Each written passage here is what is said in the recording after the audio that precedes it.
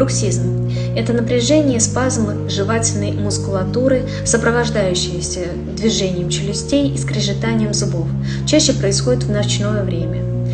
Откуда он у нас берется? Чаще всего это стресс и общая повышенная тревожность, которая очень часто распространена сейчас в нашем мире.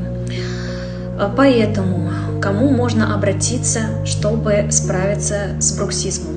В первую очередь можно обратиться к врачу-остеопату. Он поможет расслабить вам жевательную мускулатуру и вернет в нормотонус ваши мышцы. Но чтобы вновь это не повторялось, нужно обязательно комплексно работать с этой проблемой. Работа должна быть и с врачом-ортодонтом, и с остеопатом, и с психиатром либо психологом. Будем рады вам помочь. Обращайтесь.